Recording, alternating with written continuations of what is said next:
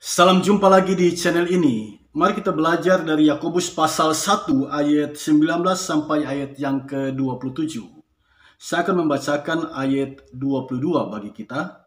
Tetapi hendaklah kamu menjadi pelaku firman dan bukan hanya pendengar saja, sebab jika tidak demikian kamu menipu diri sendiri. Saudara sekalian, topik kali ini adalah orang Kristen atau Kristen menipu diri sendiri.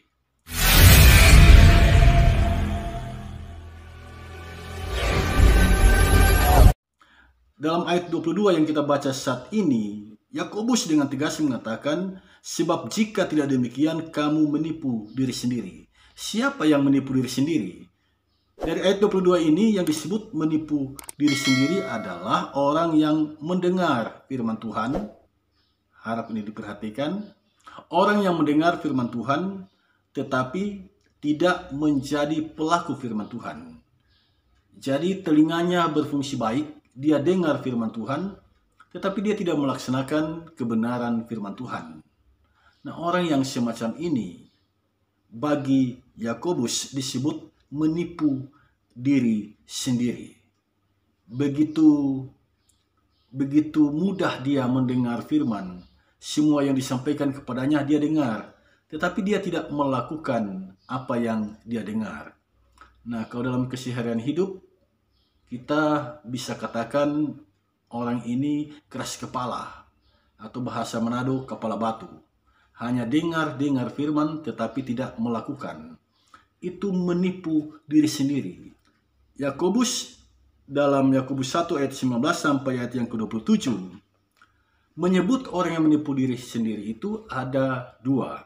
Yang pertama yang dicatat dalam ayat 22 ini, yaitu orang yang hanya mendengar firman tetapi tidak melakukan. Yang kedua, dalam ayat 26, Yakobus 1 ayat 26 disebutkan, jikalau ada seorang menganggap dirinya beribadah tetapi tidak mengekang lidahnya, ia menipu dirinya sendiri, maka sia-sialah ibadahnya. Perhatikan saudara sekalian. Menganggap diri beribadah tetapi tidak mengekang lidah, itu adalah tindakan menipu diri sendiri, dan Yakobus dengan berani mengatakan sia-sia ibadahnya. Saya mengajak kita semua membayangkan tentang hal ini. Dia beribadah, tetapi lidahnya tajam, lidahnya tidak terkendali, lidahnya mudah sekali mengucapkan kata-kata, dan kata-kata itu melukai hati sesama. Nah, ibadahnya sia-sia, kata Yakobus. Dan tindakan itu adalah tindakan menipu diri. Artinya, ibadahnya tidak tercermin dalam kata-katanya. Komunikasinya yang baik dengan Tuhan tidak sejalan dengan komunikasinya dengan sesama. Dalam hal berkomunikasi, dia lebih banyak melukai hati. Dari lidahnya keluar kata-kata yang menyakiti hati sesama, dia lebih mudah mencaci maki sesama daripada memberkati sesama. Nah, tindakan yang semacam ini disebut tindakan menipu diri sendiri. Karena itu, dalam kitab Yakobus pasal 1 ayat 19, kita diingatkan rumus 1C 2L. 1C 2L. C yang pertama itu cepat untuk mendengar. Jadi informasi apapun di era sekarang, dengar. Kita harus dengar segala informasi itu. Tetapi dalam hal berkata-kata, lambat. Cepat mendengar, lambat berkata-kata. Yang kedua, lambat untuk marah. Nah, mari kita bahas tentang hal ini. Bukankah dunia kita sekarang sedang melaju dengan teknologi informatika? Dan di berbagai tempat orang-orang sedang doyannya, sedang gencar-gencarnya belajar informatika. Mereka belajar bagaimana menggunakan teknologi yang ada. Nah, informasi itu begitu banyak, segala macam informasi, apakah positif atau negatif, informasi itu kita terima. Nah, ketika kita mendapatkan informasi semacam itu, apakah lewat media sosial ataupun kita mendapatkan informasi langsung dari orang yang bercerita kepada kita, Kitab Yakobus mengingatkan kita agar kita cepat untuk mendengar semuanya itu. Cepat. Tetapi ketika mau berkata-kata, lambat. Mengapa? Sebab kalau kita cepat berkata-kata, bisa saja kita emosional, dan ketika kita emosi, kata-kata kita itu melukai hati sesama. Kita juga diminta untuk lambat marah. Mengapa Yakobus menginginkan kita lambat untuk marah?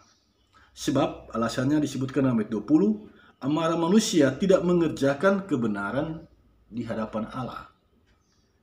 Jika engkau marah, ingat hal ini. Amarahmu tidak mengerjakan kebenaran di hadapan Allah. Tetapi saudara sekalian, ada amarah yang dikehendaki oleh Tuhan. Yaitu ketika kita melihat ketidakadilan, ketidakbenaran terjadi di depan kita, luapkanlah amarahmu. Nah, amarah yang semacam itu Tuhan kehendaki. Tetapi jika untuk hal-hal yang sepele kita marah, nah itu yang tidak dikehendaki oleh Tuhan. Masih ingat kisah Musa menuntun bangsa Israel keluar dari Mesir? Musa tidak dapat mengendalikan amarahnya, sehingga dia melupakan kemauan Tuhan untuk bicara atas nama Tuhan. Dia langsung menggunakan tongkatnya memukul bukit batu itu dan keluarlah air dari sana.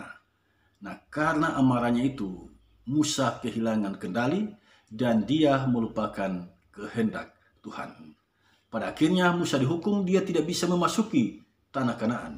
Nah, saya berharap kita semua tidak menjadi seperti Musa. Hanya karena amarah kita tidak dapat memasuki kerajaan surga. Hanya karena amarah kita kehilangan Kanaan yang dijanjikan oleh Tuhan itu. Jadi kebenaran firman Tuhan saat ini mengingatkan kita, jika engkau mau hidup sesuai dengan kehendak Tuhan, dengar firman dan lakukan itu. Itu yang pertama. Dengar firman dan lakukan. Jadi mendengar firman tidak cukup. Mendengar firman harus diikuti dengan tindakan melakukan. Yang kedua, beribadahlah sungguh-sungguh, tetapi jaga lidahmu, kendalikan lidahmu, awasi lidahmu, waspadai lidahmu. Engkau harus belajar mengendalikan lidah. Yakobus memberikan peringatan, jika engkau tidak bisa mengendalikan lidah, sia-sia ibadahmu. Ibadah yang dikehendaki oleh Tuhan adalah ibadah yang dilakukan dengan sungguh-sungguh, tetapi diikuti dengan tindakan mengendalikan lidah. Nah, kemudian Yakobus menjelaskan ibadah yang sejati, ibadah yang tidak bercacat, itu dicatat dalam ayat 27. Ternyata ibadah itu adalah, yang pertama mengunjungi orang yang berada dalam kesusahan, yang kedua menjaga diri agar tidak dicemarkan oleh dunia. Itu ibadah yang sejati. Nah, pemahaman yang semacam ini agak berbeda dengan pemahaman kita selama ini. Yang disebut ibadah adalah bersekutu di dalam Tuhan, ritual yang kita buat ketika kita menghadap Tuhan, nyanyi doa, baca firman, penyembahan, itu semua adalah ibadah. Nah, di sini Yakobus memberikan peringatan kepada kita. Ibadah yang semacam itu sebenarnya baik, tetapi jika lidah kita tidak terkendali, itu tidak baik. Lalu ada ibadah yang disampaikan oleh Yakobus di sini sebagai ibadah yang sejati, ibadah yang murni, ibadah yang tak bercacat, yaitu mengunjungi orang-orang yang berkesusahan dan menjaga diri agar tidak dicemarkan oleh dunia.